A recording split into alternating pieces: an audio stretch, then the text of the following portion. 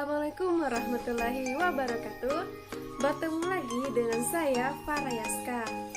Dalam video ini saya akan mereview materi bab 7, yaitu tentang penerimaan penugasan dan pemahaman terhadap bukti audit.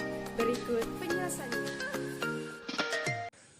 Penerimaan penugasan. Tahapan kegiatan audit laporan keuangan yaitu penerimaan penugasan audit, perencanaan audit, pelaksanaan pengujian audit, dan pelaporan temuan. Tahapan yang pertama yaitu penerimaan penugasan audit, yaitu mengambil keputusan untuk menerima atau menolak suatu kesempatan menjadi auditor calon klien. Yang kedua, perencanaan audit. Tahap ini terkait dengan penetapan strategi audit untuk pelaksanaan dan penentuan lingkup audit. Tahap ini sangat penting karena menentukan keberhasilan penugasan audit. Yang ketiga, pelaksanaan pengujian audit, yaitu melaksanakan pengujian audit atau pelaksanaan pekerjaan lapangan.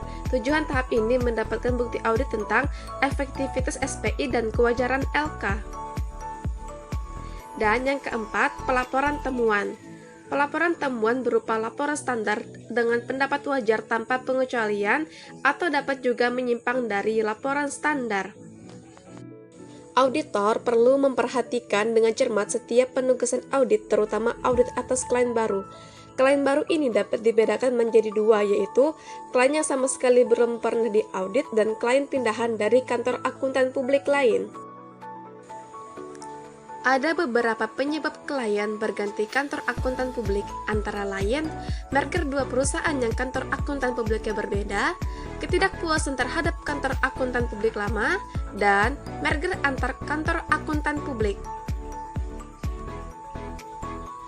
Kemudian, penyebab ketidakpuasan klien terhadap kantor akuntan publik lama yaitu karena fee, kebutuhan jasa, kredibilitas, dan tuntutan.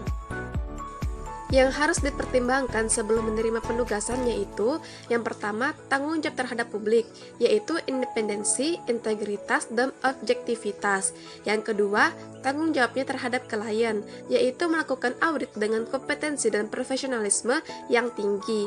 Yang ketiga, tanggung jawabnya terhadap rekan lain seprofesi, yaitu mengembangkan kehidupan profesi dan kemampuan melayani publik. Langkah-langkah penerimaan penugasan yaitu yang pertama, mengevaluasi integritas manajemen, yang kedua, mengidentifikasi keadaan-keadaan khusus dan risiko tidak biasa, yang ketiga, menetapkan kompetensi untuk melakukan audit, yang keempat, mengevaluasi independensi, yang kelima, menentukan kemampuan untuk bekerja dengan cermat dan seksama, dan yang keenam, menyiapkan surat penugasan. Isi dari surat penugasan yaitu nama perusahaan dan LK yang akan diperiksa, tujuan audit, audit berdasarkan standar audit, sifat, lingkup, dan tanggung jawab audit, audit memiliki keterbatasan, tanggung jawab manajemen, manajemen memberikan representasi tertulis kepada auditor, dasar perhitungan hari auditor, dan ketegasan kesepakatan dengan klien. Berikut adalah contoh dari surat penugasan.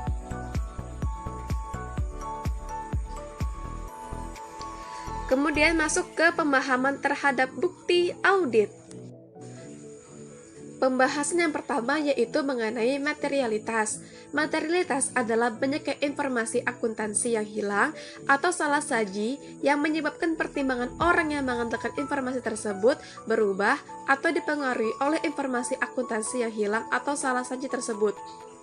Auditor bertanggung jawab untuk menentukan apakah laporan keuangan salah saji material. Apabila terdapat salah saji material, auditor harus menginformasikannya kepada klien untuk dilakukan perbaikan. Contoh dari materialitas yaitu, misalnya laba sebelum diaudit 100 juta, namun setelah diaudit ditemukan kesalahan pencatatan sebesar 10 juta. Kemudian calon investor memutuskan tidak jadi berinvestasi apabila laba perusahaan hanya 90 juta dan memilih berinvestasi di tempat lain.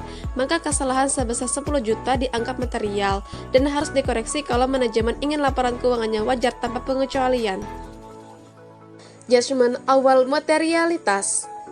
Auditor perlu menentukan sejak awal jumlah salah saji dalam laporan keuangan yang dianggap material.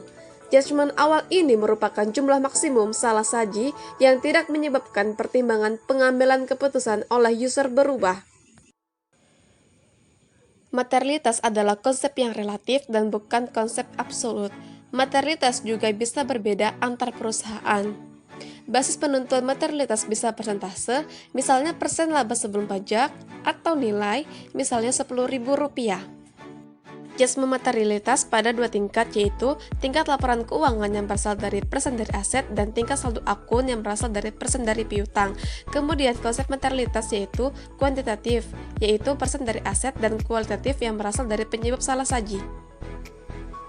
Alokasi materialitas. Alokasi materialitas ke segmen-segmen perlu karena bukti audit pada dasarnya juga per segmen. Akuntan mengalokasikan materialitas ke akun neraca dan rugi laba. Namun ada juga auditor yang mengalokasikan materialitas hanya ke akun neraca karena semua akun rugi laba terrefleksi di akun neraca. Dan alokasi materialitas ke rekening neraca menunjukkan toleransi salah saji untuk akun tersebut. Ada beberapa kesulitan alokasi materialitas, yaitu yang pertama, auditor mengekspektasi akun tertentu lebih salah saji material dibandingkan dengan akun lain. Yang kedua, baik overstatement maupun understatement harus dipertimbangkan. Dan yang ketiga, biaya audit relatif mempengaruhi alokasi. Hubungan antara materialitas dan bukti audit yaitu berhubungan terbalik. Materialitas yang rendah menyebabkan bukti perlu lebih banyak diperoleh untuk mendapatkan reasonable assurance. Risiko audit.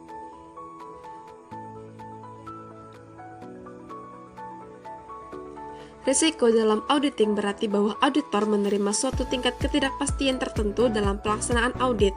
Risiko audit yaitu risiko bahwa auditor secara tidak sadar gagal untuk menyesuaikan pendapatnya atas laporan keuangannya salah saji secara material. Komponen risiko audit yaitu yang pertama, risiko bawaan adalah kerentanan suatu asasi terhadap salah satu material dengan asumsi ada kebijakan dan prosedur struktur pengendali internal yang terkait. Yang kedua, risiko pengendalian adalah risiko salah saji material yang dapat terjadi dalam asersi, tidak dapat dideteksi maupun dicegah secara tepat perusahaan. Yang ketiga, risiko deteksi merupakan risiko bawaan auditor yang tidak dapat dideteksi salah saji material yang terdapat dalam suatu asersi.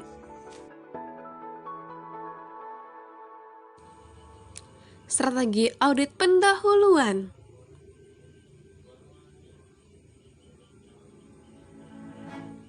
Penentuan strategi awal audit adalah tujuan akhir dari perencanaan audit. Ada dua pendekatan yang bisa dipakai dalam strategi awal audit, yaitu yang pertama substantif penuh dan yang kedua pendekatan taksiran tingkat resiko rendah.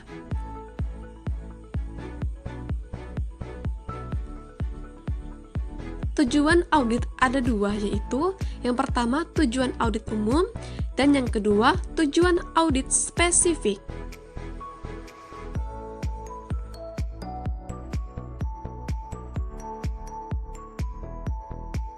Tujuan audit spesifik ditentukan berdasarkan asersi-asersi yang dibuat oleh manajemen yang tercantum dalam laporan keuangan. Laporan keuangan meliputi asersi-asersi manajemen baik yang bersifat eksplisit maupun yang implisit.